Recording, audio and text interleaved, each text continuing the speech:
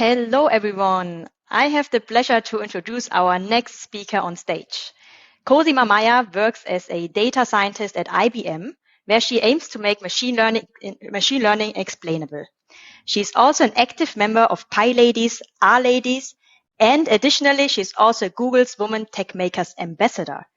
Cosima initiated the awesome PyLadies repository, which is a curated collection of PyLadies blogs and YouTube channels in order to elevate voices and contributions of underrepresented groups in tech.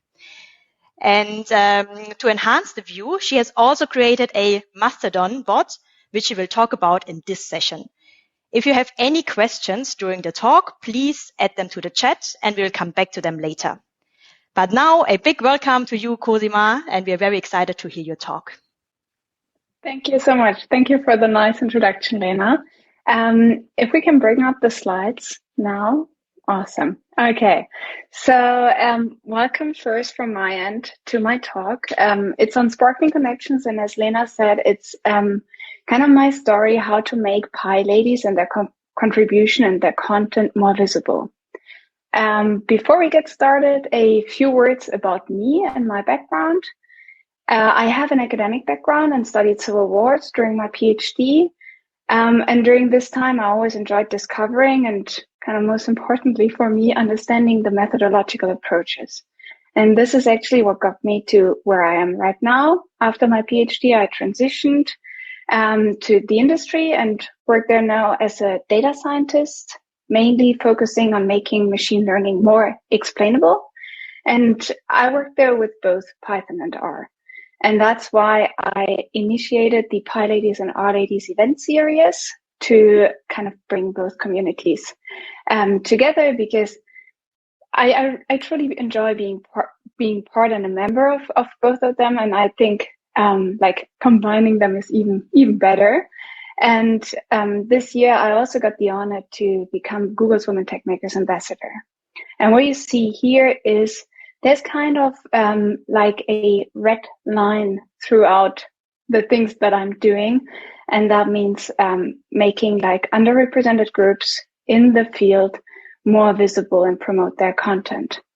And that is kind of also how this project started. So if we go back to like the very first roots of it, it all started with a post that I saw. Someone was posting a list of 10 data people that you should follow, highlighting like really cool people, but a really biased list, in my opinion. And this is exactly what another person replied to, who highlighted that that minorities are really underrepresented in the list. And as a response, the original author then replied, well, they should be more visible because like they're not visible enough. And this is how I started the project and what I'm presenting today, because I wanted to give those people a little excuse in the future to have those one-sided lists. Before we dive into the Mastodon bot that Lena mentioned, and also the awesome PyLadies repository, let's go first into why I believe visibility and its side effects are important. First of all, I think it's important to have a personal branding and also have recognition for your work. And this comes with visibility, in my opinion. It also allows us to raise awareness for a greater diversity in the field, and having people more visible also makes them somewhat of a role model for others. For me personally, it was a very strong impact that both PyLadies and R-Ladies had on my data journey. And finding this hub and connecting to like-minded people is really a treasure that I'm very happy to have found. And also with visibility and more diversity comes something that we call a word treasure the wild duck, which I truly believe in. And it kind of means that having more diverse teams bring more perspectives to the table, and you should treasure this kind of diversity that you have. And my goal here is to do that by promoting the content of a diverse group so that we can learn from and with each other. And as I said before, this is kind of the background to why I started the PyLadies bot, because I believe visibility really is a key thing that we should have. And by making underrepresented groups more visible, we can give people little excuse to have these kind of non-diverse, one-sided lists in the future. So the PyLadies bot is essentially a Mastodon bot that posts on a regular basis tweets. Tweets are posts on Mastodon. So like basically like a tweet on Twitter, but on Mastodon it's called Toot. And it posts tweets on Mastodon. And it does not only post, like it retweets or reposts, basically, that's the correct term. It reposts posts that tag the bot and that also tag PyLadies as a hashtag. But it also promotes blog posts and YouTube videos.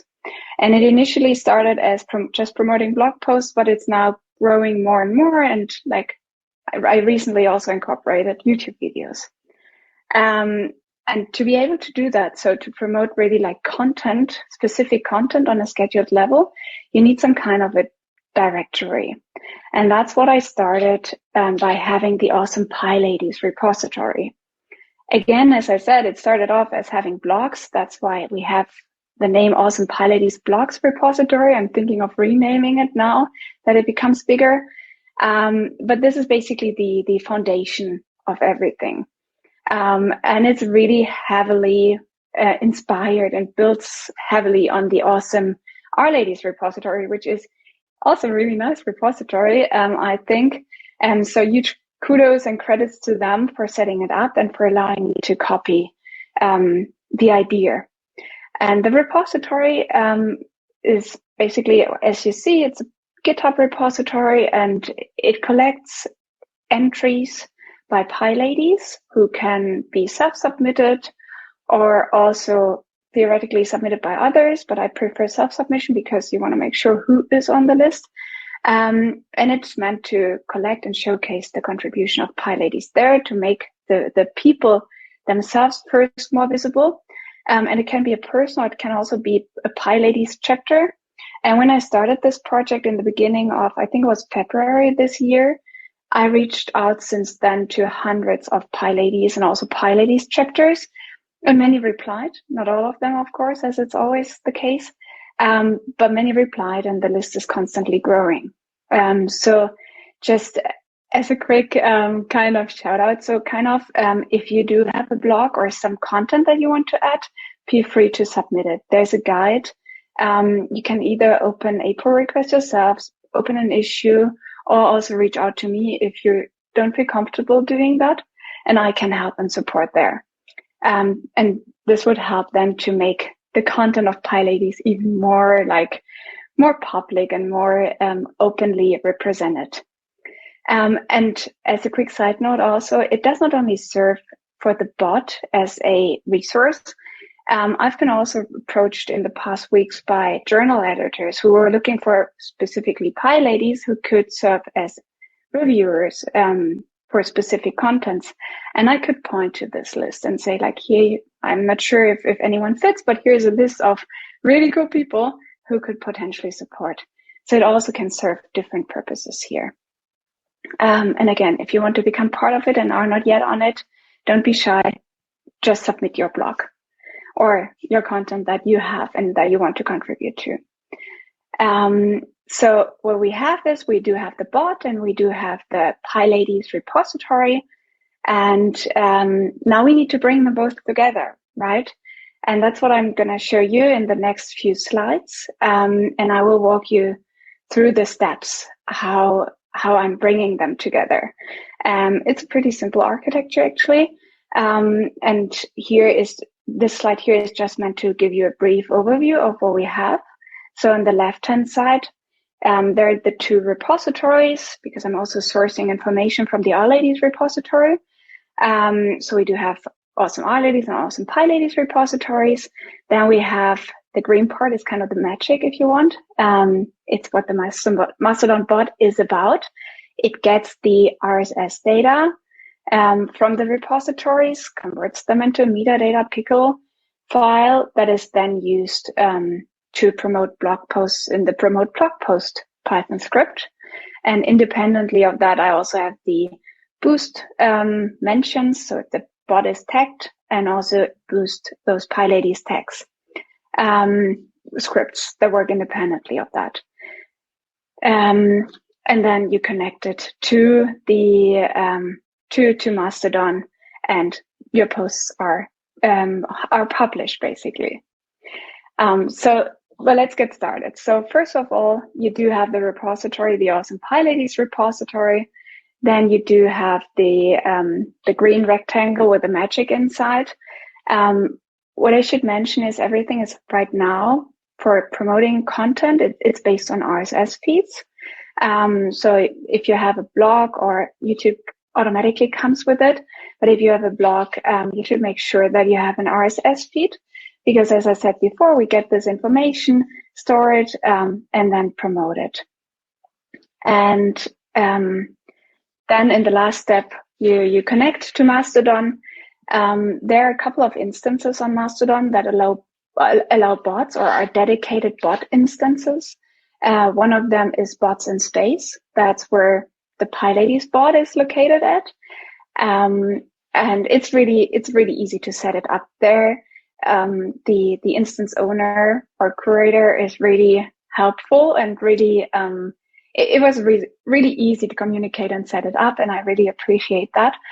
So once you set up your account there, you get some authentication keys that you have to enter in your code, or your environmental variables, basically, to kind of tell the Python scripts that you have, hey, please publish to this specific place. And then you build a post. It's easy text combination, like you have some kind of text components that you always add together. At least that's what I do. And then you publish it. And you can publish it locally, like meaning like manually on your own, or because I don't like doing that, I want to have my bot running in the background with me really caring about what it's like. It should do what it's supposed to do, of course, but I don't want to get up every day at like 9 a.m. in the morning and do the post manually. So I automate things. And I did that with a combination of AWS, meaning AWS Lambda, and GitHub Actions, which then posts I think the bot posts, like the blog posts, are posted every 2 days. And the boosts for the mentions and the text are posted on a daily basis. And if you head over to the bot, there's going to be a link to it in a second. If you head over to it, you will see it posts and reposts many of those PyLadies Con mentions right now. And what I've also experienced, and that's a really nice side effect, it's having these bots over there on Mastodon really makes the Mastodon local Python community and PyLadies community, at least what it feels to me, a bit more active, which is something I really value, because I always enjoyed this kind of exchange that happened on Twitter, and now having it over there on Mastodon is a really cool thing. So to sum that up, AWS Lambda and GitHub Actions are doing all the work for me in the background, and it runs. It just runs, and it just posts, and it works. So what you've seen so far is the current setup, the current architecture. And in the future, I plan to extend this architecture by promoting like also other relevant content by PyLadies. And this includes, but is not limited to, podcasts, because when looking up all those PyLadies, I saw many of them have podcasts, which is a really cool thing, and I wasn't really aware of that. So that podcasts are definitely high on my list to be integrated, and also open source software like packages or whatever they may be. Because if you go to the beautiful websites of these people, you see some like a richness and an oasis of really cool things that they have there. And also like some kind of scheduled post for annual anniversaries to raise awareness for specific events, for instance.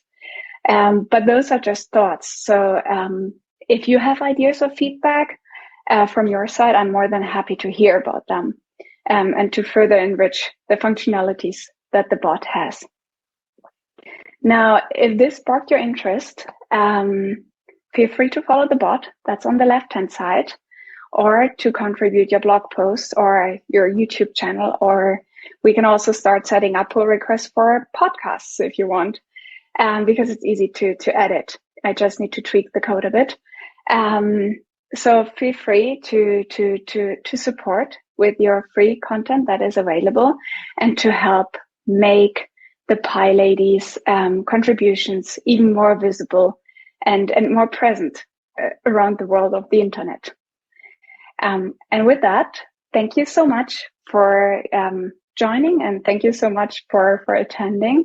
And I'm very much looking forward if there are any questions. Thank you so much, Cosima. Very inspiring, and it's actually a very cool initiative. There are at the moment no questions in the chat, but actually I have one question. Are there any requirements blogs have to fulfill in order to be promoted? That's a good one. Actually, not really. So when I reached out to people, I tried to focus on those that have mainly free and accessible content, because I wanted to make sure that that when you promote something there, people should be able to read it, right? So I don't want to, like, I do see that people, in particular Medium, can make money with their content, and I'm more than happy if they do so. But that was something where I preferred to not have it on there, but just for the sake of making it accessible to everyone. That's the only thing. Besides that, no. Like, it should be Python related, and you have the possibility for most blogs to have some kind of Python dedicated category, and then the RSS feed from the Python part to just not mess up with the content of the bot. But if you only post about Python, I'm also fine having this RSS feed in there. So that's basically no restrictions for that one. So I'm pretty open for this one. So yeah, I'm just looking up the links to the bot to put them in the chat as well, so that in case anyone is interested in and does not yet follow them, to follow them there. And again, like, as I said before, I mean, it's not only it started initially off as a blog initiative, but like, adding YouTube is really easy, and the same goes for podcasts and all these other things. So if you have something else that is not included yet, also open an issue, reach out to me, send me an email, whatever. I'm online, I'm there, and add whatever you want to add, or we can discuss it, because I think it could also, I mean, like, right now I'm the one maintaining it, but I'm also happy if someone else wants to jump on and add to the code and add more functionalities to it, because it's always the kind of fun part you have when you have an open source project like that one. Yeah, very good that you put the links in the chat. People are actually saying that that they like your project, that I really want to join, basically. So thank you so much. I'm also definitely going to check it out. Really cool things you're doing. Thank you so much, Cool. Cosima. Thank you.